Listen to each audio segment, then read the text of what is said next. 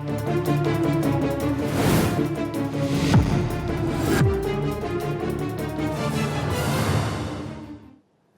बहुत स्वागत। भारत एक्सप्रेस देख रहे हैं आप। आपके साथ मैं हूं रोहित पोखरिया, लेकर हाजिर हूं 5 की पड़ताल। केंद्र सरकार यह साफ कर चुकी है कि घुसपैठियों को हर हाल में देश से बाहर का रास्ता दिखाया जाएगा। एसआईआर के जरिए घुसपैठियों की पहचान होने लगी है। सरकार अब उनको डिपोर्ट करेगी। यूपी में तो मुख्यमंत्री योगी आदित्यनाथ ने हर जिले में डिटेंशन सेंटर बनाने की बात भी कह दी है। और यही वजह है कि समाजवादी पार्टी के अखिलेश यादव ने लोकसभा में कहा कि सरकार एसआईआर के बहाने एनआरसी का काम करना चाहती है।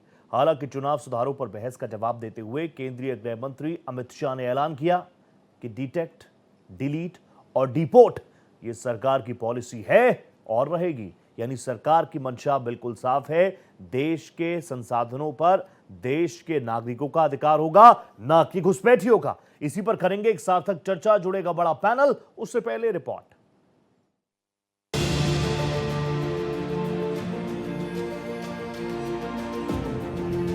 चुनाव सुधारों पर लोकसभा में हुई चर्चा में जब केंद्रीय गृह मंत्री अमित शाह बोले तो उन्होंने विपक्ष, खासकर कांग्रेस के सांसदों के न केवल सारे आरोपों के जवाब दिए, बल्कि उल्टे कांग्रेस को ही कटघरे में खड़ा कर दिया। हालात ये हो गए कि अमित शाह का भाषण पूरा होने से पहले ही विपक्ष ने उसका बहिष्कार कर दिया। हालांकि अमित शाह ने अपना भाषण जारी रखा और साफ कह दिया कि डिटेक्ट, डिलीट और डिपोर्ट करने की पॉलिसी जारी रहेगी। अगर मैंने इतने सारे आरोप करे श्री जवाहरलाल नेहरू पर, इंदिरा गांधी पर, इनके पिताजी पर, सोनिया जी पर, तब भागते तो लाजिम था। ये घुसपैठियों को लिए भाग गए क्योंकि उनकी हमारी पॉलिसी है डिटेक्ट, डिलीट और डिपोर्ट। उनकी पॉलिसी है नॉर्मलाइज कर दो घुसपैठ को, उसके बाद में मान्यता प्रदान कर दो और चुनाव में मतदाता सूची में डालकर फॉर्मलाइज कर दो। मगर साहब ये लंबे समय तक नहीं चलना। इसके पहले समाजवादी पार्टी के राष्ट्रीय अध्यक्ष अखिलेश यादव ने भी ये आशंका जताई थी कि एसआईआर के बहाने एनआरसी का काम किया जा रहा है।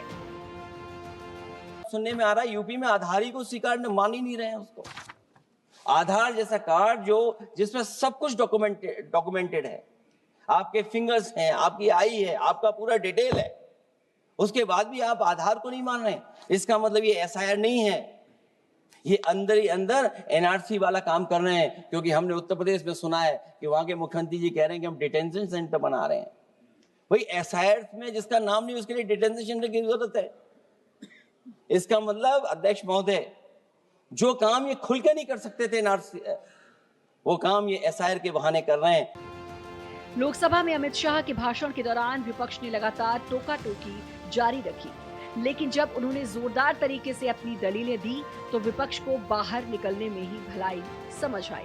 लेकिन इसके साथ ही ये भी तय हो गया कि एसआईआर को लेकर विपक्ष जो कुछ कहता रहा है उसमें दम नहीं है और सरकार की 3D नीति लागू होकर रहेगी। Bureau report, Bharat express. तो देखिए, एसआईआर को लेकर बवाल तो मचा हुआ है। सदन में एसआईआर को लेकर बातचीत हुई है। इसके अलावा बड़ा अपडेट ये भी आया कि कई राज्यों में, जिन राज्यों में एसआईआर की प्रक्रिया चल रही है, समय सीमा और बढ़ाई गई है। इसमें जो है उत्तर प्रदेश का नाम भी है। वहाँ पर भी एसआईआर की जो डेडलाइन थी उसको आगे बढ़ाया गया है। बंगाल है और भी कई राज्य हैं जहाँ पर इस डेडलाइन को आगे बढ़ाया गया है। तब तक आप देखिए, उत्तर प्रदेश में भी आप जान रहे हैं सबसे बड़ा सूबा है, सबसे ज़्यादा पॉपुलेशन के साथ उत्तर प्रदेश में एसआईआर की प्रक्रिया जारी है। और ऐसे में कई करोड़ के नंबर आए हैं, कई करोड़ नंबर आए हैं कि ये लोग कहाँ हैं, ये लोग कहाँ गए हैं। अब उस दिशा में भी चीज़ें आगे बढ़ रही हैं। अयोध्या, लखनऊ, प्रयागराज, जो 75 ज़िले हैं उत्तर प्रदेश की, वहाँ पर व्यापक स्तर पर एसआईआर का काम चल रहा है। अभी तक कितने वोट कहाँ कट सकते हैं वो ग्राफिकली मैं आपको बता रहा हूँ। अयोध्या 4100, लखनऊ 2.2 लाख, गाजियाबाद 1.6 लाख, सहारनपुर में आप देखिए 1.4 लाख। ये मैं सिर्फ और सिर्फ उत्तर प्रदेश की बात कर रहा हूँ। अयोध्या में 4100 वोट कट सकते हैं। प्रयागराज में आप देखेंगे तो लगभग 2.5 लाख वोटर्स कहाँ है कुछ पता नहीं चल रहा। फॉर्म्स तो बांट दिए, लेकिन वो फॉर्म फिलअप होने के बाद वापस इलेक्शन कमीशन ऑफ इंडिया के अधिकारियों तक, एसआईआर के लिए जो अधिकारी काम कर रहे हैं, जो बीएलओस काम कर रहे हैं, उन तक वापस क्यों नहीं पहुंचा है? देखिए, यूपी में अगर आप देखेंगे तो फॉर्म्स तुरंत बट गए थे, लेकिन लगभग 2.5 करोड़ के आसपास का एक ऐसा आंकड़ा है जो अब तक हर जगह सर्कुलेट कर रहा है कि वो फॉर्म्स तो ले लिए लोगों ने, लेकिन वो भरकर वापस नहीं दिए।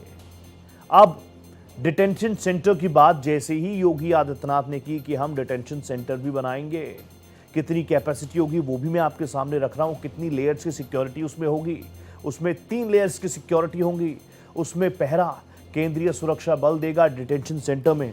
तो इसको लेकर मेरी ही इस रिपोर्ट में आपने देखा कि कैसे सदन के अंदर अखिलेश यादव ये कह रहे हैं कि दिस इज नॉट एसआईआर, ये एसआईआर नहीं है, स्पेशल इंटेंसिव रिवीजन नहीं है, ये लोग एनआरसी का काम कर रहे हैं, इसीलिए इन लोगों को डिटेंशन सेंटर की जरूरत पड़ रही है। अभी अगर आप देखेंगे तो ये पूरा मामला आप देखेंगे सदन के अंदर से लेकर सड़कों तक पर उठाया जा रहा है। विपक्षी चेहरे जितने भी हैं, from Rahul Gandhi to Akhilesh Yadav to Mamata Didi, हर कोई ये कह रहा है कि ये लोग डरे हुए हैं, सहमे हुए हैं, एसआईआर के जरिए आगामी चुनावों को लेकर ये काम कर रहे हैं। लेकिन सरकार क्या कह रही है? सरकार बिल्कुल साफ कह रही है कि देश के संसाधनों पर सिर्फ और सिर्फ इंडियंस का राइट है। जो यहां पर लोग घुसपैठ करके आए हुए हैं उनको हम बाहर भेजेंगे। एसआईआर की प्रक्रिया भी व्यापक स्तर पर चल रही है। उसके लिए क्या कुछ डॉक्यूमेंट्स चाहिए वो मैं आपके सामने रख चुका हूं। आप जानते हैं क्या कुछ चीजें हो सकती हैं। उसमें आपका पासपोर्ट काम करेगा, उसमें आपका आधार कार्ड भी काम करेगा। आपको याद होगा शुरू में इसको लेकर बहुत कंट्रोवर्सी हुई, कई चेहरे कोर्ट तक पहुंचे। ऐसे 11 से 12 डॉक्यूमेंट्स की लिस्ट थी कि आप अगर ये दिखा देंगे, तो अगर आप ये सारी चीज़ें दिखा देंगे तो आप एसआईआर में रहेंगे। और 2003 के साथ तमाम चीज़ें हो रही थी। अब किन किन राज्यों में एसआईआर है वो भी मैं आपको बता रहा हूँ। एसआईआर की डेडलाइन बढ़ चुकी है, ये मैं आपको बता चुका हूँ। ये तमाम जानकारी मैंने आपको इसलिए दी ताकि एक बार फिर से रिफ्रेश आपकी मेमोरी हो जाए। Coming back to the topic, मेरे साथ जानकारी है मुझे भारतीय जनता पार्टी के तेज तर्रार प्रवक्ता रत्नाकर सिंह जी मुझे ज्वाइन कर चुके हैं। रत्नाकर जी, गुड इवनिंग, नमस्ते। आप तो मेरे साथ जुड़ते हैं, बहुत शानदार फैक्ट्स के साथ आते हैं, और मैं इसीलिए इधर उधर की बात नहीं करूंगा। मैं आपसे सीधा सवाल पूछ लेता हूं, आपको 3 मिनट नॉन स्टॉप दूंगा। रत्नाकर भाई, अमित शाह जी ने खुद, गृह मंत्री जी ने खुद फ्लोर ऑफ द हाउस में खड़े होकर कहा कि हम डिटेक्ट करेंगे, डिलीट करेंगे और डिपोर्ट करेंगे। इसके बाद सीधा यही आरोप कि 11 सालों से आपकी सरकार है, मजबूत सरकार है, सशक्त सरकार है, जो दावा आप लोग करते हैं। कितने लोगों को आपने डिपोर्ट कर दिया, कितने घुसपैठियों को आपने डिपोर्ट कर दिया?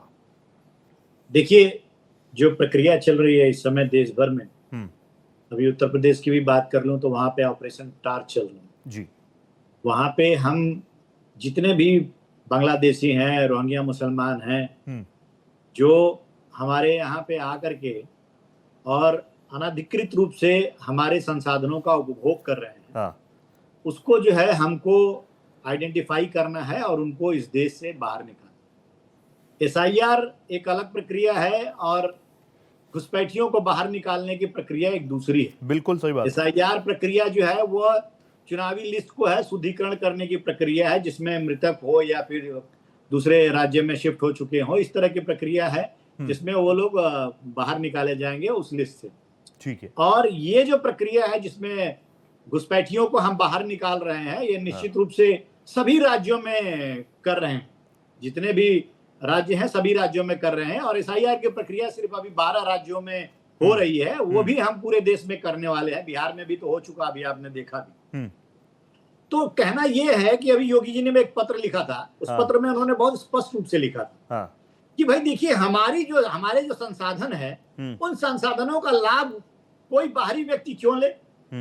वंचितों को जो लाभ सरकार देती है उसका लाभ जो है वो अनाधिकृत रूप से फर्जी दस्तावेज के माध्यम से क्यों ले? ठीक है। हमारी योजनाएं जो है, जो घर देने की योजनाएं हैं या फ्री पैसा देने की योजनाएं हैं, जो वो उनका लाभ वो क्यों ले? ठीक है। सरकारी योजनाएं का तो निश्चित रूप से भारत देश में उनको चुनने का अधिकार है, उस सरकार को जो इस देश के रहवासी हैं। बिल्कुल सही बात। अब ये फर्जी दस्तावेज बना करके और हमारे संसाधनों का उपभोग भी करेंगे और चुनाव भी वो करेंगे, ये तो नहीं हो सकता। निश्चित रूप से इसी वजह से जो है वो ये पूरी प्रक्रिया हो रही है। जी ठीक है, एक एक ओपनिंग में सबका ले लूं। मेरे को जानकारी है, मेरे साथ टीएमसी के भी तेज तर्रार प्रवक्ता शुभांकर भट्टाचार्य जी जुड़ चुके हैं। शुभांकर भाई, नमस्ते कर रहा हूं आपको। किमोन अच्छो, आप मुझे प्लीज बताइए कि सीधे सीधे अमित शाह जी तो कह रहे हैं कि घुसपैठियों को हम डिटेक्ट करेंगे, देन डिलीट करेंगे, देन डिपोर्ट करेंगे, और बंगाल को लेकर भी उन्होंने फ्लोर ऑफ द हाउस में कहा कि हम तो अलग अलग राज्यों में कई सीमाओं को हम बिल्कुल फेंसिंग से ढक चुके हैं, लेकिन बंगाल में जमीन ही नहीं देते। आप लोग राजनीतिक संरक्षण दे रहे हैं घुसपैठियों को। Your point, clear cut answer. Right Rohit भाई, देखिए एक बात है जी, एक एक करके मैं चलता हूँ। जैसे Perfect. भाई रत्नाकर भाई, अभी मैं उनको सुन रहा था, हाँ, तो दो पॉइंट मैं सिंपल सा रख रहा हूँ। Go. पहली बात कि जब से उन्होंने कहा है ना कि will detect, delete and deport, जी, डिटेक्ट, डिलीट एंड डिपोर्ट की बात आते ही एक बात समझ में आ गई हाँ, कि अब एसआईआर सिर्फ बात चुनाव तक का नहीं है। अब ये एसआईआर जो है वो सिटीजनशिप का माध्यम आ चुका है कि सिटीजनशिप अब तैयार कर रहा है कि आप है कि नहीं। जबकि मुझे जहां तक पता था कि नागरिकता का कानून ही अलग है, उसके लिए तो आप सीए ला रहे थे, एनआरसी ला रहे थे। तो इसका मतलब ये है कि अब सीए एनआरसी की जरूरत नहीं है, और बंगाल में या कहीं पे सीए एनआरसी नहीं आएगा। ठीक है, जहां तक उसका मतलब तो यही हुआ ना कि एसआईआर से सब काम हो जा रहा है। हाँ। फिर सीएनआरसी पर क्यों खर्चा करेंगे, उस पर क्यों माथापच्ची करना, हाँ। सब ये हो जाता है। तो ये बात कम से कम सरकार को क्लियर कर देना चाहिए, ठीक है, जो कि अभी तक ऐसा कोई स्टेटमेंट मैंने नहीं सुना। ये हो गई पहली बात। दूसरी बात, अभी बात हो रही थी कि जैसे भाई बंगाल छोड़ दीजिए, बंगाल में तो पूरा सिर्फ बांग्लादेशी रहते हैं। हाँ। बंगाल में बंगाली क्या रहते हैं? बंगाल में जो बंगाली बोलता है वो बांग्लादेशी है, सब बांग्लादेशी मान लिए। तो हम यूपी की बात करते हैं। यूपी में, लखनऊ में अगर मैं बात करूं तो यहाँ पे साहब, मुझे जहां 30 साल से अगर मुझे याद है, मैं लखनऊ की बात कर रहा हूँ, ठीक है। यहाँ का सांसद बीजेपी से है, हाँ, यहाँ के ज्यादातर विधायक बीजेपी से रहे हैं, यहाँ के ज्यादातर जो सभासद हैं वो बीजेपी से रहे हैं। आप चेक कर लीजिए, अगर कहीं पर मैं गलत तो नहीं बोल नहीं, रहा। आप बिल्कुल ठीक कह रहे हैं। हाँ सर, अब अगर इन 30 सालों में हाँ, नगर महापालिका में और इधर पर अगर जितने आपके कूड़े उठाने वाले लोग आते, जितने आते, आप देखिए वो सब के सब बांग्लादेश। हाँ, मैं नहीं कह रहा, ये भी आपका अखबार कह रहा है, आपके इधर से कह रहा है। अब उन लोगों को जो पकड़ा भी जा रहा है, उनको जब हटा के अलग किया जा रहा है, उनको तो आपने निकाल दिया। आज के दिन में ये आलम है साहब कि आपके घर पे एक कूड़ा उठाने वाले तक की लोगों की कमी हो चुकी है। अब वापस उनके जो ठेकेदार हैं, उनको वापस ला के फिर से बैठा के उनको जो है उनको काम दिलवा रहे हैं। हाँ, तो सवाल ये कि 30 साल से इन लोगों को बैठाया किसने? ठीक है। अब 30 साल से जब आप हैं, तो अब हम जाके किसको पकड़ेंगे? नेहरू और गांधी को पकड़ेंगे? हाँ, उनसे तो पूछेंगे नहीं।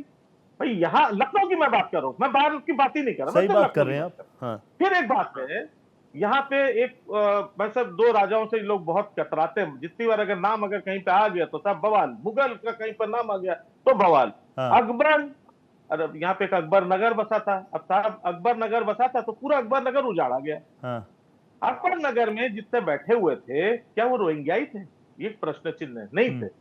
उनको जब उनको हटाया गया, यहाँ से उजाड़ के कहीं पे किया गया, जो कुछ भी है, हाँ, उन लोगों को आपने जो जगह दी, ज्यादातर उसमें इन लोगों ने कहा, ये मैं नहीं कह रहा, ये बीजेपी का कहना था कि उसमें 50% से ज्यादा जो है वो बांग्लादेशी थे। हाँ, अब साहब वो अगर बांग्लादेशी थे तो क्या उन लोगों को बांग्लादेश भेज दिया गया, या वो यही कहीं पे हैं? क्योंकि ये अकबर नगर साफ हुए अब तो 1 साल के ऊपर हो चुका है। हाँ, ये चौथी बात, आखिरी, बिल्कुल इसमें से पॉइंट टू पॉइंट आखिरी की बात जो है कि साहब ये जो डिलीट के बाद डिपोर्ट आता है, उसको कराने के लिए आपने कौन सा अभी तक पॉलिसी तैयार की? क्या किसी सरकार से कहा कि हमको ले जाना है? नहीं तो साहब एक तारीख है 22 मई 2025। आप देखिएगा 22 मई 2025 को, इसी साल की बात है, कुछ खेमा, मतलब तकरीबन 40 लोगों का खेमा जो है उसको भेजा गया। उसको पहले अंडमान ले जाया गया था विशेष फ्लाइट से, फिर अंडमान से एक नेवल बोट से जो है उनको म्यांमार के रास्ते तक लाया गया, और वहां पे उनको लाइव वेस्ट पहना के उनको पानी में कूदा दिया गया। पानी में कूदा दिया गया। ये देखिए, मैं नहीं कह रहा, गूगल करिए, आपको मिल जाएगा। उनको कूदाया गया। ठीक है। इसकी जो है निंदा यूनाइटेड नेशन तक हुई है, राइट, यूएन तक इसकी निंदा हुई। तो अब उन्होंने कहा कि क्या ये कर पाएंगे, क्योंकि आपके साथ म्यांमार का, आपने उनके साथ कोई संधि अभी तक तैयारी नहीं की है। इस मामले में कोई बातचीत मतलब ये लोग सिर्फ बातें करते हैं, तैयारी होमवर्क करते नहीं है। सीधा आरोप आपने उत्तर प्रदेश का जिक्र किया, लखनऊ का जिक्र किया, अकबरपुर उस पूरे इलाके का जिक्र किया। कुकरेल नदी वहां पर बहा करती थी, कोर्ट से आदेश आया था शुभंकर भाई कि इन तमाम चीजों को वहां से क्लियर कीजिए, यहाँ पर जो डिमोलिशन नहीं, वो ड्राइव तो आगे कर दिया, बढ़ाई है। लेकिन अब हाँ, वो कहाँ गए? हाँ, उनको ये मैं वापस भेजिए, पूछूंगा, 7 ठीक है, साल ये हो मैं गया ना। पूछूंगा, तो ये भाई मैं उनको अभी पूछूंगा। आपने कहा ना हमारी कि पैसे अकबर का रख के नाम आ गया खाना इसलिए, किस नहीं, खिलाएंगे कोर्ट ने जिंदगी कहा भर? था कि उस जगह को इनको साफ वापस कराइए, भेजने के लिए कुकरेल क्या नदी करें? वहां पर, ककरैल नदी वहां पर बहती है। एक रिएक्शन में ले लूं तुरंत। आरो रत्नाकर भाई, कुशाग्र भाई मेरे साथ जुड़े हुए कांग्रेस के प्रवक्ता हैं। कुशाग्र भाई, अगर आपकी आवाज बिल्कुल ठीक हो गई हो तो सवाल मेरा आ गया था। बीजेपी कह रही है, गृह मंत्री जी कह रहे हैं कि हम तो घुसपैठियों को बात करते हैं तो कांग्रेस को बड़ी दिक्कत होती है। हम नेहरू जी के बारे में कुछ कहे, इंदिरा गांधी जी के बारे में कुछ कहे, सोनिया गांधी जी के बारे में भी हमने कल इतना कुछ कहा, बातें कही, फैक्चुअल बातें कही, गृह मंत्री जी कह रहे हैं। उस पर राहुल गांधी जी सदन में बैठे थे, जैसी घुसपैठियों की बात हुई, राहुल जी पूरा विपक्ष सदन से वॉकआउट कर गया। देखिए रोहित भाई, सबसे पहले मैं कहना चाहूंगा कि भाजपा आरएसएस का जो नेहरू जी से ऑब्सेशन है ना, हाँ। वो खत्म होने का नाम ही नहीं ले रहा है। इसलिए प्रियंका जी ने क्लियर बोला संसद भवन में, भाई एक बार लिस्ट बना लो, किन किन बातों पर दिक्कत है, एक उसी पर एक बार बहस करो, खत्म करो। क्योंकि बेरोजगारी पे इन्हें बात नहीं करनी, किसानों पे नहीं करनी, पेपर लीक पे बात नहीं करनी, खराब अर्थव्यवस्था पे बात नहीं करनी। इसलिए बेचारे बीजेपी वालों को गृह मंत्री हो या इनका शीर्ष नेतृत्व हो, कुछ ना कुछ झुंझुना पकड़ा देता है, जैसे आजकल पकड़ा रखा है एसआईआर का। एसआईआर की फुल फॉर्म होती है स्पेशल, जिसे हम बोलते हैं, अगर एस से बोलेंगे स्पेशल बिल्कुल है, इंटेंसिव है नहीं है, रिवीजन है नहीं है। अच्छा, इस आई में इंटेंशन क्या है इनकी? कुशाग्र भाई, इनकी इंटेंशन क्या लग रही है? आप इंटेंसिव छोड़िए, आप इनकी इंटेंशन को समझिए। जब इन्हें पता है बहुत अच्छे से, इन्होंने ग्राउंड पे कोई काम नहीं करा है, बंगाल जैसे राज्यों में इनका कैडर है नहीं, बेचारे इधर उधर बंगले झांकते फिरते, तो एसआईआर की इन्हें बड़ी जरूरत है।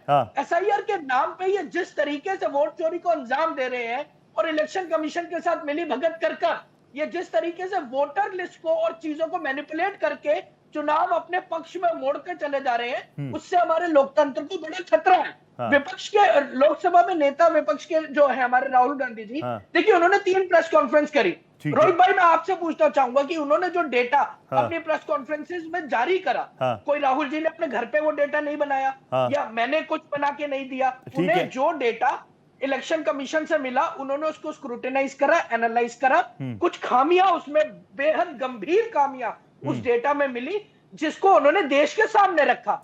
उन्होंने ये तो नहीं बोला कि बीजेपी ने अपने घर पे बनाया है, उन्होंने बोला कि भैया जो इलेक्शन कमीशन ने दिया है हम इसकी जांच की मांग करते हैं, ताकि, क्योंकि देखिए लोकतंत्र का आधार ही क्या है? लोकतंत्र का आधार है बिल्कुल ट्रांसपेरेंट चुनावी प्रक्रिया।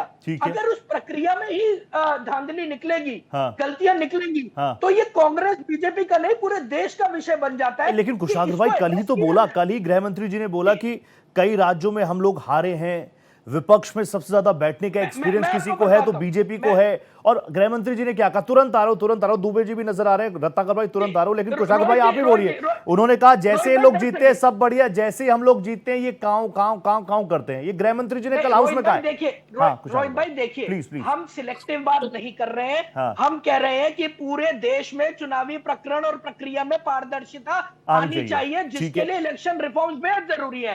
अब ये बात करते हैं घुसपैठियों की, बार गृह मंत्री और भाजपा के नेता हो कहते हैं घुसपैठी है, जहां जाते हैं घुसपैठी इनके साथ चल लेते हैं। ठीक है, बिहार में कितने घुसपैठी इन्हें मिले। और मैं आपके सामने आंकड़ा देना चाहूंगा, सन 2005 से 2013 तक, और ये सरकारी आंकड़ा है, 88,792 घुसपैठी यूपीए सरकार ने देश से बाहर किए, जिसमें बांग्लादेशी इमिग्रेंट बड़ी तादाद में मुझे पता है 88,000 से ऊपर आंकड़ा था।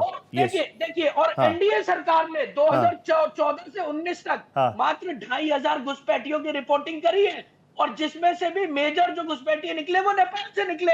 अगर बिहार में एसआईआर के बाद ये बोलते हैं कि 1,087 घुसपैठियों की इन्हें खबर मिली, जो कि वास्तविकता निकली सिर्फ 390 की, और उसमें भी जब ये कह रहे थे सीमांचल में बहुत घुसपैठिए निकलेंगे, मात्र 10 की रिपोर्टिंग आई है, उसमें से भी 5 ही मुस्लिम निकल कर आए हैं। तो हमारे पास देखिए सिर्फ 3 मेन क्वेश्चन, सिर्फ 3 सीसीआई पे सवाल इसलिए खड़ा होता है और सरकार पे सवाल इसलिए खड़ा होता है कि जब इलेक्शन कमीशन को चुनने का सिलेक्शन पैनल बनते हैं तो वहां से चीफ जस्टिस ऑफ इंडिया को क्यों हटाया गया? सबसे पहली बात, जब दुनिया टेक्नोलॉजिकल एडवांसमेंट की तरफ बढ़ रही है, क्या हमारे पास डेटा सेंटर इक्विपमेंट्स नहीं है कि हम 45 दिन से ज्यादा का सीसीटीवी फुटेज का चुनावों का डेटा, ये सवाल का सदन में उठे। जी नहीं, देखिए ये सदन नहीं, ये पूरे देश का बहुत इंपॉर्टेंट मुद्दा। तीसरी बात हम करते हैं कि जब पूरी पॉलिटिकल पार्टीज, हम भाजपा कांग्रेस सबके लिए बोल रहे हैं, चुनाव से पहले ईवीएम आर्किटेक्चर के पूरे प्रकरण पर डिस्कशन होना चाहिए, पारदर्शिता आनी चाहिए। कुशाग्र, आपका ओपनिंग बहुत शानदार आ गया। 10 सेकंड बोलिए। मशीन रीडेबल फॉर्मेट में इलेक्शन कमीशन क्यों हमें वोटर लिस्ट और इलेक्टोरल रोल्स नहीं प्रोवाइड कर रहा है? डन। रत्नाकर जी, दुबे जी तुरंत आ रहे, 2 मिनट दीजिए बस, दुबे जी 2 मिनट दीजिए। रत्नाकर भाई, शुभांकर भाई कह रहा है आप डिपोर्ट करने की बात कर रहे हो, डिपोर्टेशन को लेकर आपने पॉलिसी बनाई कि नहीं बनाई? आप सिर्फ और सिर्फ अच्छी अच्छी बातें करते हो जो सोशल मीडिया पर हाइप तो करती हैं, लेकिन आप लोग होमवर्क नहीं करते। ये इसका जवाब दीजिए शुभांकर जी का। और जो कुशाग्र कह रहे हैं, कुशाग्र कह रहे हैं कि कुछ मिला नहीं इनको एसआईआर में, घुसपैठिए इनको कुछ मिले नहीं, सिर्फ और सिर्फ चुनावी मुद्दा है। रत्नाकर भाई। रोहित भाई, आपने कुछ दिन पहले वीडियो बहुत वायरल हुआ था, और वो ऑथेंटिक वीडियो था कि पश्चिम बंगाल से कैसे लोग भर भर के बांग्लादेश के बॉर्डर पर जमा है, सबने देखा उसको। तो अगर ये घुसपैठियों को डर नहीं रहेगा कि सरकार उनको पकड़ के और डिटेंशन सेंटर में भेज देगी, तो ये भीड़ क्यों भाग रही है भाई पश्चिम बंगाल की तरफ? दूसरी बात मैं कहना चाहूंगा कि आज ये एसआईआर या इस तरह के ऑपरेशन टॉर्च की जो जरूरत नहीं बता रहे हैं कि नहीं होना चाहिए, ऐसा ये कह रहे हैं। मैं ये एक प्रश्न पूछना चाहूंगा इनसे, ठीक है, कि पूरे देश में 4% मुसलमानों को जनसंख्या वृद्धि का दर है, ठीक है, लेकिन आज मुर्शिदाबाद में कितने प्रतिशत मुसलमान हो ये बता दें मुझे। मेरे जानकारी के हिसाब से मुर्शिदाबाद में 35 से 37% मुसलमान हैं। ये सारे मुसलमान, अगर 4% मुसलमानों की जनसंख्या वृद्धि दर है पूरे देश में, तो मुर्शिदाबाद में इतनी जनसंख्या में कहां से आ गए भाई? ये निश्चित रूप से एक बड़ा क्वेश्चन मार्क है। तो हम मुर्शिदाबाद जैसे जो पश्चिम बंगाल में एक जिला है, वहां पे हम जाकर हम डिटेक्ट नहीं करेंगे, फिर डिटेक्ट करेंगे, फिर उसको डिपोर्ट भी करेंगे। ये हम करेंगे, जरूर करेंगे। अब तक कितना कांग्रेस चौड़े में कह रही है 88,000 से ज्यादा हमने भेजे, बांग्लादेशियों को भेजा, रोहिंग्याओं को भेजा, मोदी सरकार ने क्या किया वो बताइए। भाई आप अपने शासन काल में भर भर के तो घुसपैठिए बुला लिए, और 88,000 की ये बात कर रहे हैं। अब 8 करोड़ घुसपैठिए पूरे देश में आ जाएंगे, और 88,000 आप जब दिखाएंगे तो निश्चित रूप से आप कोई तीर नहीं मार लिए हैं। हम उन सारे घुसपैठियों को, चाहे 88,000 देश में बचे हैं, चाहे 8 करोड़ बचे हैं, सारे घुसपैठियों को निकालने की प्रक्रिया पूरे देश में शुरू कर चुके हैं, और हम उनको डिटेक्ट भी करेंगे और डिपोर्ट भी करेंगे। डिटेक्ट करेंगे, डिलीट करेंगे, डिपोर्ट करेंगे, ठीक है। और आपने बड़ी बात कह दी कि कांग्रेस और ये जो विपक्षी चेहरे, इन्होंने पहले घुसपैठियों को बुलाया, ये 8 लाख को बुलाते हैं, 80,000 को भेजते हैं। कुशाग्र, बड़ा आरोप है, आ रहा हूं तुरंत। कुशाग्र, जस्ट गिव मी 2 मिनट्स, मैं एक बार दुबे जी के पास हुआ हूं, मैं 2 मिनट, बोलिए 20 सेकंड प्लीज कंक्लूड, मैं आपको वापस मौका दूंगा, लेकिन दुबे जी। मैं ये बोल रहा हूँ, रत्नाकर जी यहाँ पे बैठ के क्लियरली झूठ बोल रहे हैं। तो क्या कर रहे हैं? 2024 से 19 तक केवल 2,500 ही मिले। क्या किया आपने? 19 के बाद तो डेटा ही जारी नहीं करा इन्होंने डिपोजिट का। हर जगह मुसलमान, हिंदू समझ गया। वोट चोरी पे राहुल जी मना नहीं करा। हमने एसआईआर में ट्रांसपेरेंसी की बात करी है, एक्यूरेसी की बात करी है, और एसआईआर का जो नियम है वो एसआईआर सिर्फ तब हो सकता है कॉन्स्टिट्यूशनली जब जहां पर जिस कॉन्स्टिट्यूएंसी में इस आजाद भारत में सबसे पहले वोट चोरी की घटना कब हुई थी कुशाग्र भाई? सबसे पहले वोट चोरी की घटना कब हुई थी? सबसे पहले पंडित नेहरू ने वोट चोरी की घटना की थी। सरदार पटेल 28 वोट से प्रधानमंत्री के प्रबल दावेदार हुए थे, लेकिन 2 वोट पाने वाले पंडित नेहरू प्रधानमंत्री बने। आजाद भारत में वोट चोरी का सबसे पहला काम पंडित नेहरू ने किया था। सबसे बड़ा एग्जाम्पल यहाँ पे वोट चोरी के, बड़ा एग्जाम्पल वोट चोरी का कोई है ही नहीं। दूसरा सबसे बड़ा वोट चोरी कब हुआ था? दूसरा सबसे बड़ा वोट चोरी कब हुआ था? इंदिरा गांधी को अपनी लोकसभा की सदस्यता खोनी पड़ी, गंवानी पड़ी। किसलिए गंवानी पड़ी भाई? बता दीजिए कुशाग्र भाई। कुछ नहीं है। डन रत्नाकर जी, डन कुशाग्र भाई, आप दोनों की बातें आ गई। और रत्नाकर भाई, जो बातें आप कह रहे हैं वो तो फ्लोर पर कह दिया, तो वो रिकॉर्ड में है, दुनिया देखेगी आज से 10 साल बाद, 15 साल बाद, 20 साल बाद, 25 साल बाद, लाइब्रेरी में चीजें पड़ी है। इसका कोई जवाब है आपके पास? खिलाफ खड़ा होना ही पड़ेगा, देश आप लोगों के खिलाफ है। कुशाग्र भाई, तीसरा सबसे बड़ा वोट चोरी कब हुआ था कुशाग्र भाई? सोनिया गांधी देश की नागरिक सबसे बड़ी बनने से वोट चोरी पहले, तो देश प्रधानमंत्री को वोट चोरी सिटीजनशिप बैठे देने हैं। से पहले सबसे बड़ी वोट चोरी तो वो वोटर भारतीय बनते से हैं, मिलके भारत की समझ है, गया। चुनाव आयोग ये से डन। दूसरा मिलके। सबसे बड़ा जब वोट चोरी इतना का वोट डन रत्नाकर भाई, कुशागर भाई तुरंत वापस मौका दे रहा हूँ प्लीज। आप दोनों प्लीज शांत हो जाइए, हैव सम वाटर। मैं दुबे जी के पास एक बार हुआ हूँ, प्लीज दुबे जी। कुशागर भाई I give you more time. Ratnakar ji मैं वापस मौका दूंगा। शुभांकर भाई भी देखिए कितने शांति से बैठे। प्लीज दुबे जी आप मुझे बताइए, दुबे जी प्लीज घुसपैठियों को लेकर आ रहा हूं। Kushagra I give you time. Kushagra please calm down. Kushagra I give you more time please brother, please I give you more time, calm down. Dubey ji please आप मुझे बताइए, मुझे तो ये बता दीजिए घुसपैठ को लेकर क्या रुख क्या है। बहुत सारी जगहों पर मैं देख रहा हूं कुछ लोग कह रहे बड़ा समाजवादी पार्टी का है जो है वो बड़ा नरम रुख रहता है इस तरफ। अखिलेश जी ने तो हाउस में कह दिया कि detention centre, this is not SIR, ये वोटर लिस्ट प्योरिफिकेशन नहीं है, ये तो एनआरसी करवा रहे हैं। वरना क्यों ये डिटेंशन सेंटर बनाते योगी जी? क्यों डिटेंशन सेंटर बनाते? नहीं देखिए रोहित जी बड़ी आश्चर्य की बात है कि मालिक आप हैं, आपको पूरा तंत्र चलाना है और आप ही हमसे ये क्वेश्चन करेंगे कि भाई घुसपैठिए को निकालना है। ये कौन सी बात है? मैं तो यही नहीं समझ पा रहा हूँ। कल माननीय गृह मंत्री जी ने बोला कि उन्होंने नाम नहीं लिया लेकिन उनका इशारा पश्चिम बंगाल पे ही था कि पश्चिम बंगाल में ममता सरकार फेंसिंग नहीं करने दे रही, बाउंड्री नहीं बनाने दे रही। भैया केंद्र में आपकी सरकार है, नहीं करने दे रही, देश हित में बर्खास्त करो ना। है ताकत, बर्खास्त करके तुम बनाओ। देश हित में तो कोई ऐसा मैं नहीं समझता हूँ हिंदुस्तान का, चाहे मुसलमान हो, चाहे क्रिश्चियन हो, चाहे हिंदू हो, चाहे सरदार हो, कोई ये कहेगा कि देश को बर्बाद हो जाने दो। कोई भी सब नागरिक ऐसा नहीं कहेगा।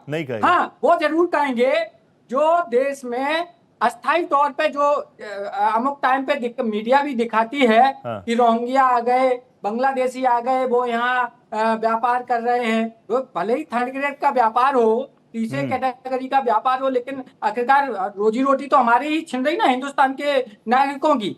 तो मैं ये बड़ा आश्चर्य लगता है। और आपको मैंने एक और टीवी चैनल पे बोला था, एक यूट्यूब की लड़की अर्चना तिवारी, उसने वास्तव में बड़ा अच्छी डेयरिंग करके रिपोर्टिंग किया मणिपुर में जाके। बर्मा का उसने जो बॉर्डर था वो दिखाया, म्यांमार का बॉर्डर दिखाया। वहां आप आराम से इधर से उधर जा सकते हो, तार भी लगे हुए के ऊपर तार, और नीचे से आराम से आदमी कूड़ा फेंकने जाता है। अब आप बताइए जब ये परिस्थितियां होंगी कि कूड़ा डालने वाला म्यांमार का हिंदुस्तान में आ जाए, हिंदुस्तान का म्यांमार में चला जाए, उस देश की सुरक्षा कैसे हो सकती है? तो दुबे जी आप ये कह रहे हैं कि अगर इन चीजों को करना हो, फेंसिंग करनी हो, इसमें कोई आड़े नहीं आना चाहिए, जो कदम उठाने केंद्र सरकार को उठा ले। रत्नाकर जी सुनिए। जी जो होना चाहिए ना, मेरी भी पार्टी उसमें सहमति देगी। ऐसा नहीं है, क्योंकि देश हित मेरे लिए पहले है, मेरी पार्टी के लिए मेरा देश हित पहले है।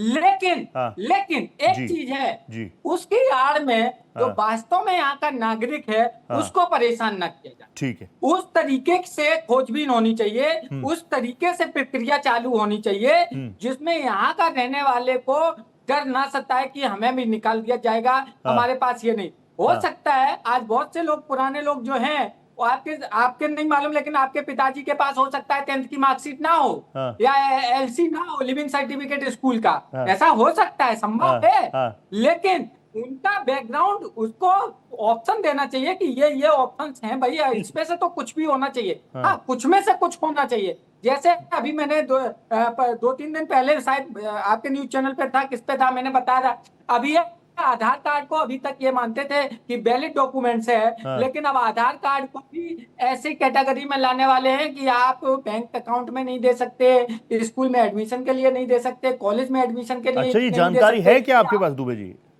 अभी तो सब इन्हीं चीजों पे चल रहा है, बैंक अकाउंट में चल ही रहा है, बढ़िया चल रहा है आधार कार्ड।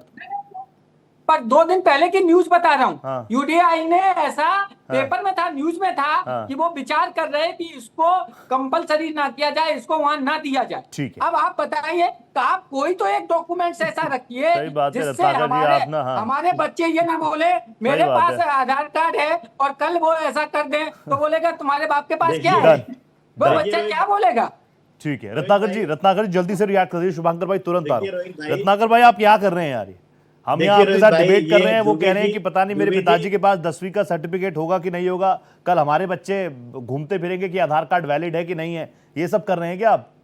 दुबे जी देखिए, अरे रोहित जी देखिए, दुबे जी ना समाजवादी पार्टी के अधिकृत प्रवक्ता है। हाँ। और अधिकृत प्रवक्ता होने के नाते जो भी वक्तव्य वो बोलते हैं वो निश्चित रूप से वेरीफाइड होना चाहिए। ठीक है। अब ये संभावना व्यक्त की जा रही है कि आधार कार्ड नहीं चलेगा, ऐसी संभावना, और किसी यूट्यूबर का कहां से किस तरह का वीडियो बना के और उसका जिक्र कर रहे हैं, तो मैं इनको यही सजेस्ट करूंगा कि आप अपने आप को ऑथेंटिक बनाइए, पहली चीज। और दूसरी चीज, एक आधार कार्ड इसमें डॉक्यूमेंटेशन के लिए जरूरी नहीं है। आपने भी रोहित भाई जिक्र किया शुरुआती स्टेटमेंट में, 12 ऐसे डॉक्यूमेंट्स हैं जिसमें से एक भी डॉक्यूमेंट्स अगर आपके पास है तो आपका सत्यापित हो जाएगा, आपका SIR में जो है वोटर आईडी सत्यापित होगा। 12 ऐसे आधार, 12 ऐसे, और उसमें बहुत सारी चीजें हैं, अगर हम चर्चा करने जाएंगे तो बहुत लंबी हो जाएगी चीजें। मैं आना चाहूंगा अभी बहुत कुशाग्र भाई के ऊपर जो बहुत उग्र हो रहे थे, उनके ऊपर आना चाहूंगा। देखिए, ये कांग्रेस पार्टी अपना चरित्र भूल जाती है, और ये भूल जाती है कि किस तरह से सरकारी तंत्रों का दुरुपयोग इन्होंने किया और अपने मकसद को, अपने राजनीतिक मकसद को हल करने के लिए। कल सदन में अगर आपने चर्चा सुना होगा रोहित भाई, तो तमाम ऐसे तथ्य जो है सामने आए जो इनको शर्मसार कर दें कि इस तरह भी आज के युवा अगर उसको सुनने होंगे तो ये शर्मसार हो जाएंगे कि इस तरह की भी चीजें हो चुकी है भविष्य में कांग्रेस राज्य में। मैंने बताया अभी के चैनल पे जब हम लोग का चर्चा चल रहा था कि 3 सबसे बड़ी ऐतिहासिक चोरी जो है वोट चोरी इन्होंने किया है कांग्रेस पार्टी। वो तो बता दिया। पहली चोरी तो नेहरू जी ने किया था। 28 वोट पाने वाले सरदार पटेल को उन्होंने 2 वोट पाने वाले नेहरू प्रधानमंत्री के रेस में सबसे आगे हो गए और प्रधानमंत्री बन गए। पहली चोरी वो। दूसरी चोरी ये हुई थी कि इंदिरा गांधी की लोकसभा की सदस्यता को खत्म कर दी गई, इसलिए क्योंकि उन्होंने इलाहाबाद में जो चुनाव हुआ था उस चुनाव में उन्होंने वोट चोरी किया था। दूसरी सबसे बड़ी चोरी। तीसरी सबसे बड़ी चोरी कांग्रेस पार्टी ने की थी कि सोनिया गांधी जो है वह भारत की नागरिक बाद में बनी, वोटर लिस्ट में कथित तौर पे नाम पहले आ गए, कोर्ट में जा चुका है, कोर्ट में जा चुका है। इस तरह की चोरियां जो है कांग्रेस पार्टी अपने शासन काल में कर रही है। और ये अभी आरोप लगा रहे थे इलेक्शन कमीशन ऑफ इंडिया के ऊपर कि किस तरह से वो बार आरोप लगाते हैं कि हमसे मिला हुआ है, हमारे फेवर में काम कर रहा है, आपके लिए काम कर रहा है। आप कल भी संसद में ये जिक्र हुआ था, निशिकांत दुबे का आपने भाषण सुना होगा, तो बहुत शानदार भाषण उन्होंने दिया। उन्होंने बताया कि किस तरह से MS गिल को, जो सोनिया गांधी के एक केस में फेवर किया था उन्होंने, MS गिल को नौकरी के बाद उनको राज्यसभा का सांसद बनाया गया और केंद्र में 10 साल तक मंत्री बनाया गया। ठीक है, ये तो एक उदाहरण उन्होंने दिया। उसके बाद जो इलेक्शन का ECI जो चुनाव आयुक्त थे सुकुमार सेन, जो पहले प्रथम चुनाव आयुक्त थे, उनको चुनाव आयुक्त बनने के बाद जब वो रिटायर हुए उसके बाद राज्यपाल बनाया किसने? कांग्रेस पार्टी ने। TN सेशन को क्या किया गया? उनको जब चुनाव आयुक्त जब वो, मैं समझ गया रत्नाकर भाई, आप होलन सोले कहना चाहते हैं कि आप हमारे पे पत्थर मार रहे हैं, ये कैसे हो सकता है? आप अपना इतिहास देखें, यही बात है ना होलन सोल। कुशाग्र मैं जानता हूं आप लंबा बोलेंगे, मैं आ रहा हूं तुरंत। एक बार शुभांकर भाई का रिएक्शन ले लूं, आपको फुल टाइम दे रहा हूं। शुभांकर जी प्लीज, अभी दुबे जी ने जो बोला मुझे उस पर काउंटर करना पड़ेगा। दुबे जी ने बोला कि राष्ट्रीय सुरक्षा से बढ़कर कुछ नहीं, राज्य की सरकार सारी चीजें पीछे। दुबे जी ने बहुत अच्छी बात कही, बहुत अच्छी बात करते हैं, अगर करना चाहिए तो कर देना चाहिए। बंगाल में आप लोग जमीन नहीं दे रहे, ये बीजेपी की तरफ से कहा जा रहा है, केंद्र सरकार की तरफ से कहा जा रहा है, क्योंकि घुसपैठिए आपको सूट करते हैं। जी रोहित जी, देखिए मेरी 2 आदतें नहीं है। मैं कभी भी किसी भी चैनल पे जिस पे भी बैठूं, बहुत बीच में मैं कभी बोलता नहीं। I know, yes. और एक चीज क्या है कि मुझे लगता है कि जहां पे बात अभी जैसे रत्नाकर भाई कह रहे थे, दुबे जी के लिए उन्होंने कहा कि साहब कुछ नहीं, अपने आप को ऑथेंटिक बनाइए, फैक्ट्स को लेके आइए, तब बात करिए। तो यही बात में उनके लिए भी लागू होती है। कैसे लागू होती है मैं बताता हूँ। इन्होंने अभी मुर्शिदाबाद जिले की बात की, क्योंकि देखिए मैं सीधे पॉइंट पे आके बात करता हूँ, मैं घुमाऊंगा नहीं बात को। आरोप प्रत्यारोप तो हमारे पास एक दूसरे के लिए बहुत सारा स्टोर है, उसकी अगर हम पिटारा खोलेंगे तो उसका आज का दिन पूरा निकल जाएगा, सालों साल निकल जाएंगे, खत्म नहीं। लेकिन मुद्दे पे बात करते हैं। इनके पास मुर्शिदाबाद के आंकड़े को लेकर कह रहे थे कि भाई मुर्शिदाबाद में जो है वहां 37% वृद्धि कैसे होगी, 38% कैसे हो गया। तब मैं पूछना चाहता हूँ कि इसके आंकड़े आए कहां से? 2011 के बाद से सेंसस नहीं हुआ, नंबर 1। और SIR अभी SIR लागू है तो उसका भी फाइनल डेटा नहीं आया। तो ये क्या मतलब मुसलमानों ने डायरेक्ट फोन करके बताया कि भैया मेरी इतनी वृद्धि हो गई है, मैं इतना बढ़ चुका हूं, मेरे खानदान के इतना बढ़ चुके हैं? कि कौन बता रहा है इनको? पहले तो ये हो गया। दूसरी बात पर हम आते हैं। हुमायूं अकबर जो मुझे नहीं समझ, यही बात मैं कह रहा था, उन्होंने आंकड़ा दिया है। यही चीज मैं कह रहा था कि अगर मैं मुझे ना मैं जब भी कभी बोलता क्या बोलिए, मैं चुपचाप सुनूंगा, इतना धैर्य मेरे में। रत्नाकर भाई एक बार सुन लेते, रत्नाकर भाई I give you more time. अपेक्षा करता हूँ कि सामने से भी लोग इतना धैर्य दिखाएं। बिल्कुल बिल्कुल रत्नाकर भाई सुनिए एक बार, फिर आराम से जवाब दीजिए। तो कम से कम शिष्टाचार रखिए। डन शुभंकर भाई, डन, बोलिए, मैं हूं ना, बोलिए। तो अब दूसरी बात, एक बड़ी इंटरेस्टिंग बात है, फेंसिंग को लेकर बात आई। हाँ, अगर मैं यहीं पर रत्नाकर सिंह जी से पूछूं कि भाई बंगाल में एक्चुअली फेंसिंग है कितनी, आपको ताजुब होगा, देश की सबसे बड़ी जो बांग्लादेश के साथ जो फेंसिंग है वो 2 स्टेट की रन करती हैं, एक आसाम एक बंगाल। यस, जो बंगाल का है वो तकरीबन 2216 किलोमीटर की लंबी फेंसिंग का है। ठीक, अब जानिएगा उसकी फेंसिंग काफी हिस्से तक की गई, राइट। किन हिस्सों में फेंसिंग की गई, क्योंकि परेशानी है ना कि आपको या तो बंगाल जाइए, जानिए उसको, और जानिए कि उसको पश्चिम बंगाल आप क्यों कहते हैं आज भी। भाई साहब, पश्चिम बंगाल कह के तो आप पूर्वी बंगाल को ऐसे लेजिटिमेट कर देते। इसका मतलब है आप आज भी लेजिटिमेट करते हैं कि भाई साहब एक पूर्वी बंगाल था, और यही बात है, पूर्वी बंगाल कहते तभी तो उसका पश्चिम आया। पश्चिम बंगाल का मतलब क्या है, ठीक, उसको बंगाल का ही नाम कर दीजिए। खैर, तो अब हुआ क्या है, उस बॉर्डरिंग क्षेत्र में हर बार एक रिकंसिलेशन होता है देशों के बीच में, ये एक नियम है। 2015 में लास्ट जब रिकंसिलेशन हुआ, उस समय सरकार किसकी थी मुझे नहीं याद आ रहा, आपको याद हो तो आप देख लीजिएगा। उस समय एक रिकंसिलेशन का एक कमेटी बैठी। जब लैंड रिकंसिलेशन होता है तो साहब हमारे यहां से 4000 स्क्वायर किलोमीटर हमने उनको दिया, बांग्लादेश की तरफ दिया, और सॉरी 4000 स्क्वायर किलोमीटर हमको बांग्लादेश की तरफ से हमारे लिए छोड़ा गया, और तकरीबन 10,500 स्क्वायर किलोमीटर हमने बांग्लादेश के सपोर्ट कर दिया। क्यों, ये चेक कर लीजिएगा कि गलत तो नहीं कह रहा हूं। क्योंकि ये जो बॉर्डर एरिया है, इसमें से कई एरियाज ऐसे हैं जिसमें पूरे के पूरे गांव बसे हुए, जिसका एक दरवाजा, सामने का दरवाजा जो है वो बांग्लादेश में खुल रहा है, तो पीछे का दरवाजा जो है वो भारत में खुल। तो इस तरीके से उसके लिए अभी तक तमाम सरकारों ने कोशिश करने के बावजूद इसका कोई रास्ता नहीं निकाल पाया अभी तक। ठीक, उसमें मैं बीजेपी को अकेले नहीं गिर रहा, मैं तो कह रहा हूं कि तमाम उस पर पार्टियों ने लेकर नहीं कर पाया। यह है कि जब आप कहते हैं कि भाई उसके फेंसिंग के लिए जमीन छोड़िए, भाई साहब पहली बात फेंस क्रिएट करना, बॉर्डर क्रिएट करना, बॉर्डर को डिफाइन करना, बॉर्डर का रक्षा करना, यहां तक कि उसकी फेंसिंग करना, आपने तकरीबन 1200 किलोमीटर की फेंसिंग की बात की थी, लेकिन तकरीबन 516 किलोमीटर की फेंसिंग बिल्कुल अनफेंस पड़ा हुआ है। इसका मतलब क्या है, 516 किलोमीटर का मतलब हो गया लगभग आप अगर दिल्ली से चलते हैं तो दिल्ली से लखनऊ तक की पूरी जो दूरी है ये अनफेंस्ड एरिया है, राइट। मतलब ये इनका फेलियर है ना। देखिए, अगर ये कोई चर्चा होगी, वो चर्चा आपकी बांग्लादेश के साथ होगी, वो चर्चा आपकी जिन आपके नेबरिंग कंट्री म्यांमार के साथ होगी, अरुणाचल की तरफ चले जाएंगे तो चाइना के साथ होगी, वहां पे भी आप डोकलाम का वो चक्कर किए पड़े हुए हैं। और ये जितना जो आ रहा है, जैसे मणिपुर का वो कहा तो उन्होंने उनके ऊपर चढ़ बैठे कि अरे आप पहले वो किसने वीडियो बना दी, ऐसा नहीं होता है बेटा, ऐसे कई वीडियोस बनते हैं और आपको भी पता है। ऐसे पोरस बाउंड्री सिर्फ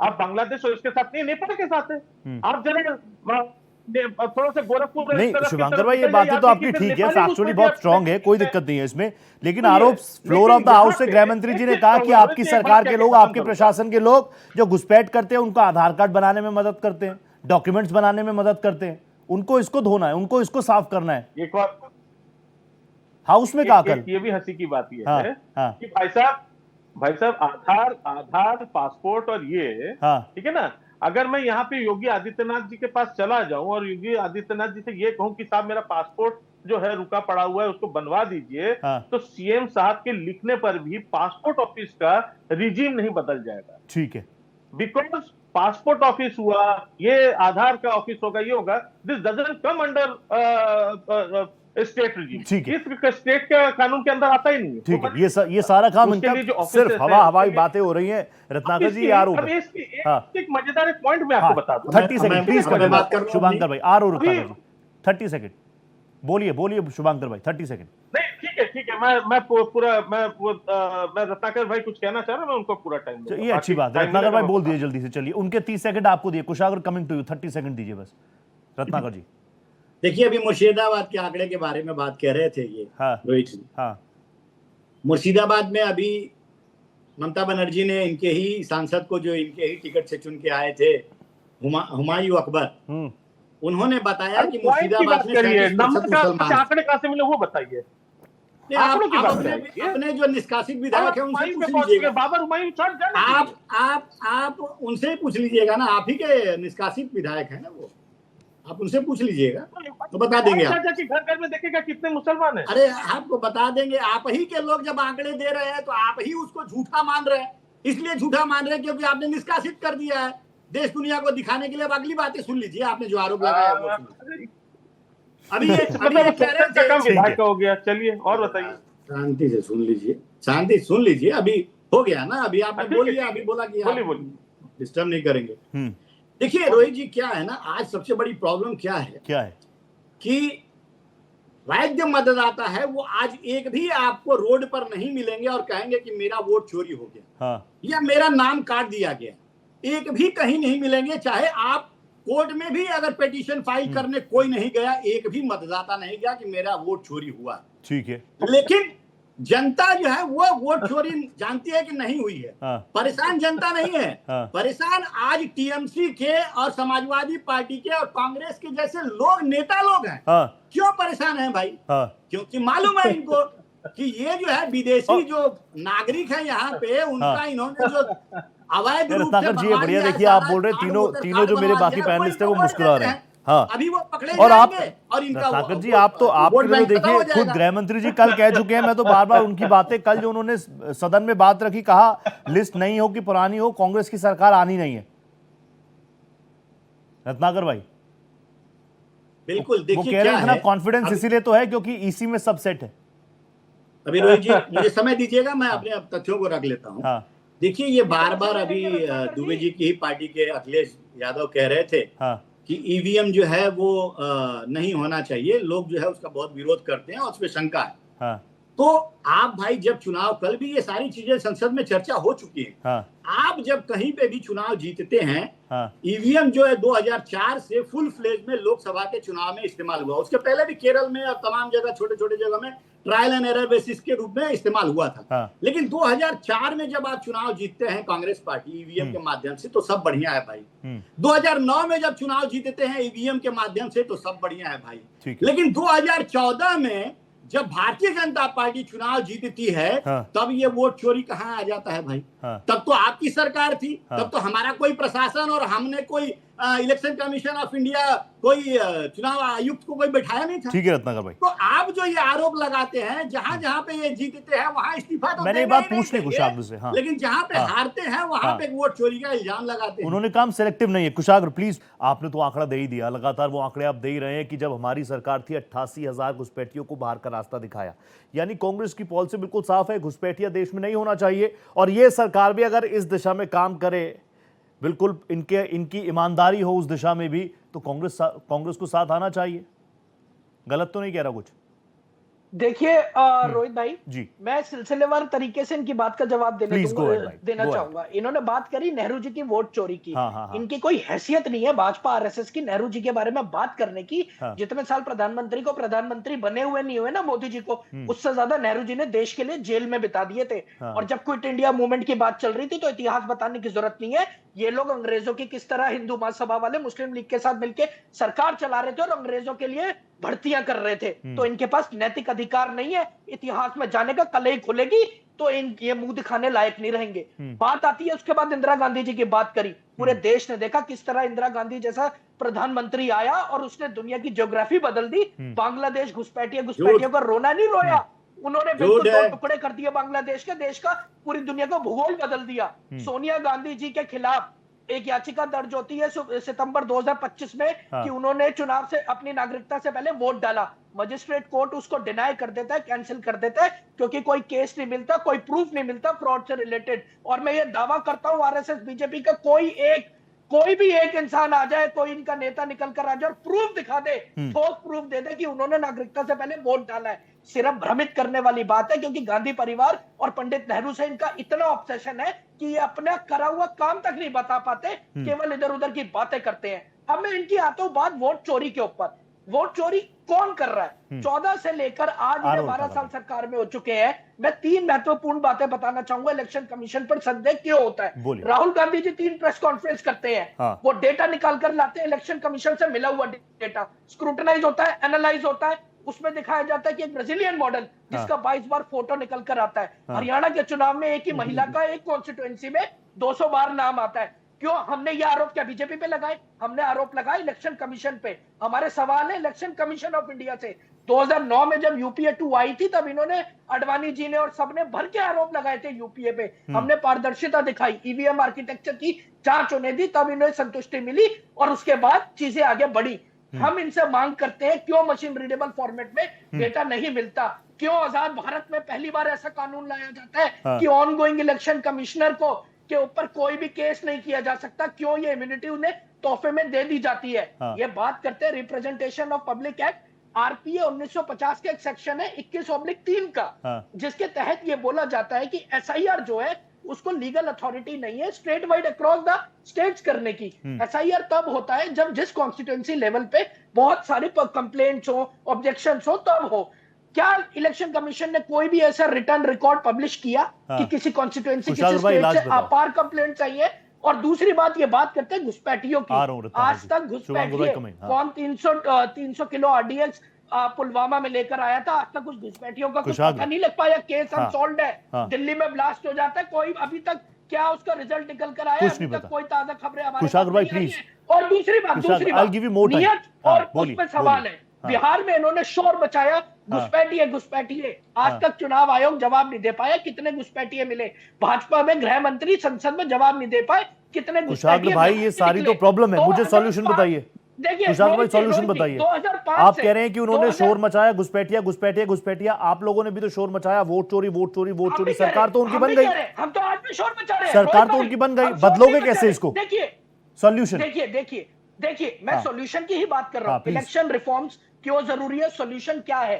सॉल्यूशन ये है कि जब इलेक्शन कमिश्नर को सिलेक्ट करने की बारी आती है, उसके अंदर लोकसभा और राज्यसभा के नेता प्रतिपक्ष और चीफ जस्टिस इंडिया को शामिल करा जाए।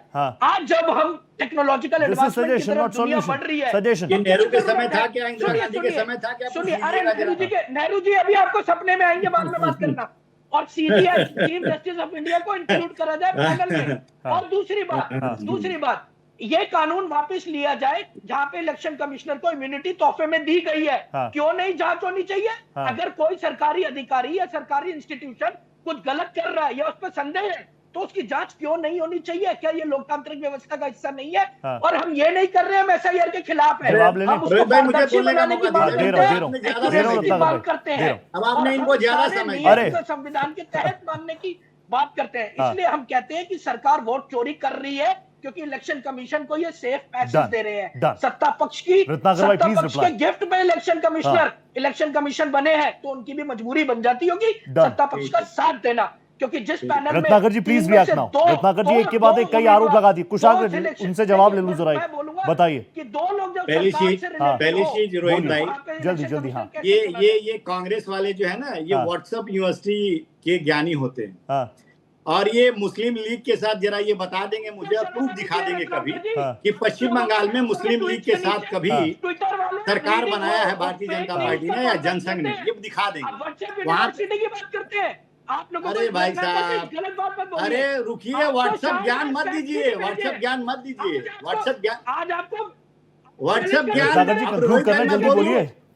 अब मैं बोल लूं, बातें कहेंगे रत्नाकर जी तो आपसे कई पढ़े लिखे हैं कांग्रेस पृथक पार्टी कौन थी? ज्यादा पढ़ा लिखा होगा। पश्चिम बंगाल में जनसंघ ने किसके साथ सरकार बनाया था? जनसंघ ने किसके साथ सरकार बनाया था पश्चिम बंगाल में? मुस्लिम लीग जब वहां पे गठबंधन तोड़ी उसके बाद जनसंघ ने सरकार बनाया। और इसलिए क्योंकि मुस्लिम लीग को सत्ता से बाहर रखना था। ये आपको जानकारी नहीं है, आप व्हाट्सएप यूनिवर्सिटी पढ़ते हैं। यही तो राहुल गांधी की बुद्धि लेके आते हैं। आप लोग जानना समझना कुछ नहीं, पत्रों पे बात करना कुछ नहीं, आप लोग व्हाट्सएप विश्वविद्यालय की जानकारी लेकर आते हैं। वही तो अमित शाह कह रहे थे कि हरियाणा में एक ही मकान नंबर 500 वोटर थे और वो कई परिवार एक साथ रहते थे वहां पे। डन। आप दोनों की बातें आ गई 30। दुबे जी प्लीज रिएक्ट कर दीजिए जल्दी से। Dubey ji I have to conclude. Dubey ji solution कैसे, यहाँ से सॉल्यूशन कैसे ढूंढूं? Dubey ji please calm down, please. देखिए रोहित जी, यहाँ मामला क्या है कि तेरा बाप चोर था तो मैं चोरी तो कर ही सकता हूँ ना। हाँ। या तू चोर था तो मैं भी चोरी कर सकता हूँ, मैं भी चोर बन सकता हूँ। ठीक है। मामला ये नहीं है कि देश के लिए नहीं सोच रहे। हाँ। कल माननीय गृह मंत्री जी का भाषण आपने सुना? सुना सबको शायद सुना होगा। हाँ। बहुत वायरल हुआ था। हाँ। एक साला, अब बताइए, जिस देश के गृह मंत्री की भाषा हाँ। साले तक आ जाए हाँ। तो उसका हालत क्या होगा? ठीक है, ठीक है। अभी ज्यादा वक्त दूसरी नहीं है, चीज, दुबे जी मैं आ जाऊंगा, वापस आ जाऊंगा। Bhattacharya ji please, Bhattacharya ji 20 second conclude कीजिए प्लीज। देखिए, अच्छी बात यह है कि जब मैं ऐसे डिबेट्स में आता हूँ तो इतनी जानकारी लेके मैं बाहर जाता हूँ, मुझे बड़ी खुशी होती है। हाँ। कई चीजें पता चलती हैं कि विधायक के पास जो है सेंसस कराने का पूरा हो जाता है, उसको हाँ। पूरे आंकड़े पता चल जाते हैं। कोई कहता होता है तो उससे बड़ा बेवकूफ आदमी नहीं है, चाहे वो किसी भी पार्टी का हो। दूसरी बात, एक बहुत सिंपल सा, आप सॉल्यूशन की बात कर रहे हैं, सॉल्यूशन कोई ढूंढना नहीं चाहते। ठीक है। सॉल्यूशन तो घर पे बैठा हुआ है। हाँ। सेंसस 2011 के बाद से पेंडिंग है, ठीक है ना, लेकिन हाँ मानता हूँ ये सारे decennial test. Shubhankar ji, I believe, Shubhankar भाई आई बिलीव आपकी बातें सुन रहे हैं रत्नाकर जी, और वो सारी चीजें सॉल्यूशन में आ जाएंगी। हालांकि ये डिबेट लंबी आ गई, मैं वापस ये प्लेटफॉर्म पे जाऊंगा। बहुत धन्यवाद आप लोग जुड़े मेरे साथ, थैंक यू सो मच, आप सभी का बहुत धन्यवाद। 5 की पड़ताल में इतना ही, नमस्ते।